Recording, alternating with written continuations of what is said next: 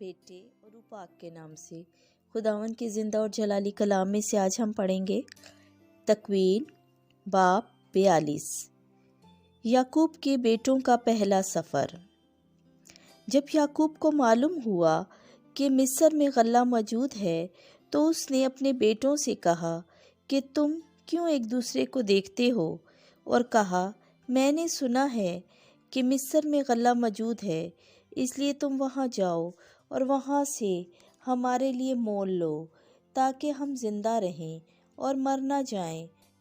چنانچہ یوسف کے 10 بھائی غلہ خریدنے مصر میں آئے، مگر یعقوب نے یوسف کے بھائی بنیامین کو اس کے بھائیوں کے ساتھ نہ بھیجا، کیونکہ اس نے کہا کہیں ایسا نہ ہو کہ اس پر کوئی آفت پڑے۔ پس اسرائیل کے بیٹے دیگر خریداروں کے ساتھ آئے، اس لیے کہ کنعان کے ملک میں کال تھا اور یوسف ملک کا حاکم تھا، اور وہ ملک کے سارے لوگوں کے ہاتھ غلہ بیچتا تھا۔ چنانچہ یوسف کے بھائی آئے اور زمین تک اس کے آگے جھکے۔ جب یوسف نے اپنے بھائیوں کو دیکھا تو انہیں پہچان لیا، مگر اپنے آپ کو ناواقف بنایا اور ان سے سختی سے کلام کیا اور ان سے کہا تم کہاں سے آئے ہو؟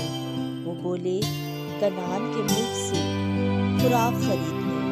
اور یوسف نے تو اپنے بھائیوں کو پہچانا، مگر انہوں نے اسے نہ پہچانا۔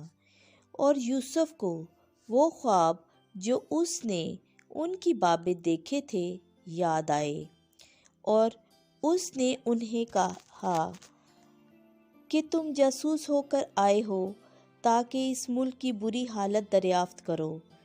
انہوں نے اسے کہا نہیں، اے میرے آقا، تیرے غلام خوراک خریدنے آئے ہیں، ہم سب ایک ہی آدمی کے بیٹے ہیں، ہم سچے ہیں، تیرے خادم جاسوس ہرگز نہیں۔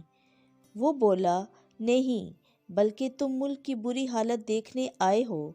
تب انہوں نے کہا کہ تیرے خادم 12 بھائی کنعان میں ایک ہی آدمی کے بیٹے ہیں، اور دیکھ سب سے چھوٹا آج کے دن ہمارے باپ کے پاس ہے اور ایک گم ہو گیا۔ تب یوسف نے انہیں کہا وہی بات جو میں نے تمہیں کہی کہ تم جاسوس ہو، اسی سے تم امتحان کیے جاؤ گے۔ فرعون کی زندگی کی قسم کہ تم یہاں سے بغیر اس کے کہ تمہارا سب سے چھوٹا بھائی یہاں آئے جانے نہ پاؤ گے۔ ایک کو اپنے میں سے بھیجو کہ تمہارے بھائی کو لائے، اور تم قید رہو تاکہ تمہاری باتیں آزمائی جائیں کہ تم سچے ہو یا نہیں، اور نہیں تو فرعون کی جان کی قسم تم یقیناً جاسوس ہو۔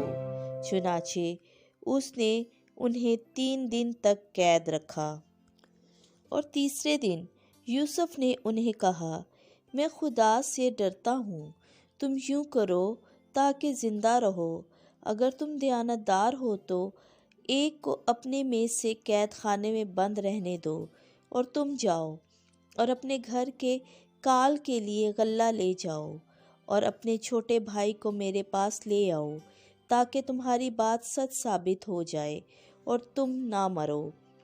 تب انہوں نے یوں ہی کیا، اور انہوں نے ایک دوسرے سے کہا کہ سچ مچ ہم اپنے بھائی کی بابت مجرم ہیں کہ جب اس نے ہماری منت کی ہم نے اس کی جان کو تنگی میں دیکھا اور اس کی نہ سنی، اس لیے یہ مصیبت ہم پر آئی۔ تب روبین نے جواب میں انہیں کہا کہ میں تمہیں نہ کہتا تھا کہ اس لڑکے پر ظلم نہ کرو، اور تم شنوا نہ ہوئے، اس لیے ہم سے اس کے خون کی باز پرس ہوئی، اور وہ نہ جانتے تھے کہ یوسف ان کی باتیں سمجھتا ہے، کیونکہ اس کے اور ان کے درمیان ترجمان تھا۔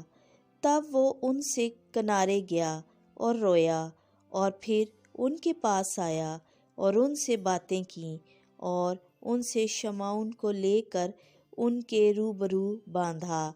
تب یوسف نے حکم کیا کہ ان کے بورے غلے سے بھریں اور ہر ایک کی نقدی اس کے بورے میں رکھ کر پھیر دیں اور انہیں سفر کی رسد بھی دیں، اور ان سے یوں ہی کیا گیا۔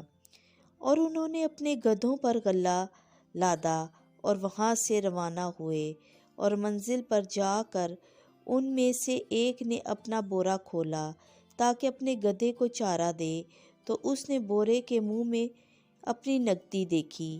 تب اس نے اپنے بھائیوں سے کہا کہ میری نقدی واپس دی گئی اور میرے بورے میں ہے۔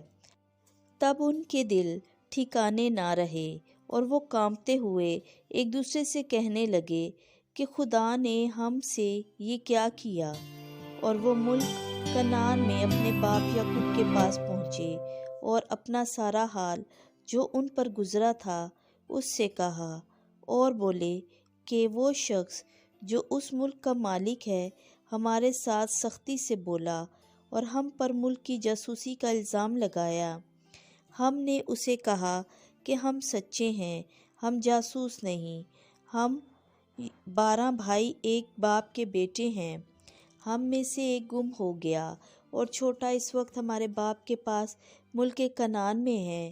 تب اس مرد نے جو ملک کا مالک ہے ہم سے کہا، میں اس سے جانوں گا کہ تم سچے ہو کہ اپنے میں سے ایک بھائی کو میرے پاس چھوڑو اور اپنے گھر کے کال کے لیے غلہ لو اور جاؤ اور اپنے چھوٹے بھائی کو میرے پاس لے آؤ۔ تب میں جانوں گا کہ تم جاسوس نہیں بلکہ دیانتدار ہو، پھر میں تمہارے بھائی کو تمہارے حوالے کروں گا اور تم ملک میں ہر جگہ جا سکو گے۔